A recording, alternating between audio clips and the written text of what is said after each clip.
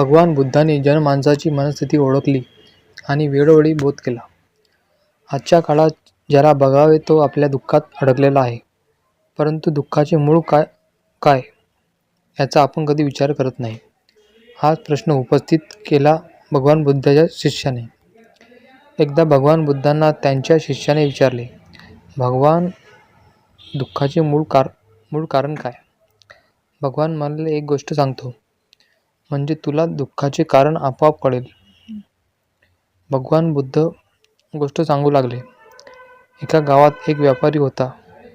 तो अतिशय श्रीमंत होता.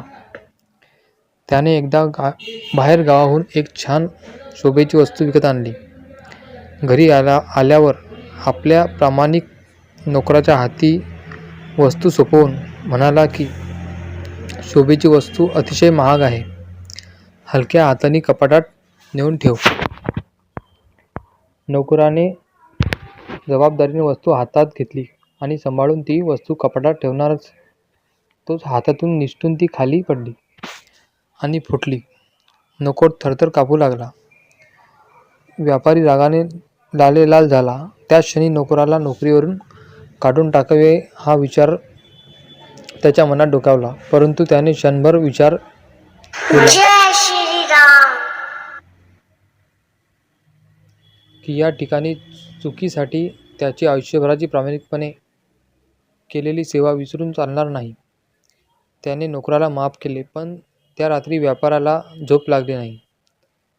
त्याने बाहेर येऊन पाहिले तर नोकर घोरत झोपला होता. व्यापाराला राग आला.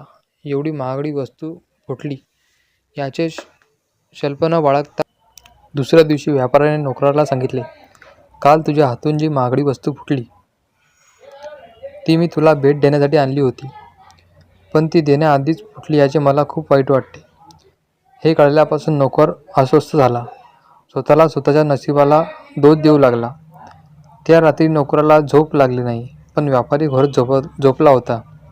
अशा रीतीने गोष्ट पूर्ण करून भगवान बुद्धांनी शिष्याला विचारले, आता सांग, दुःखाचे मूळ कारण काय? शिष्य म्हणाला, भगवान, विचार हेच दुःखाचे मूळ कारण आहे. भगवान म्हणाले, अगदी बरोबर. या जगात कायमस्वरूपी काहीच नाही. जे आहे ते क्षणभंगुर आहे. लक्षात न घेता आपल्या छोट्या छोट्या गोष्टींचा विचार करत बसतो आणि दुःखी होतो. म्हणून अतिविचार करणे टाळावे.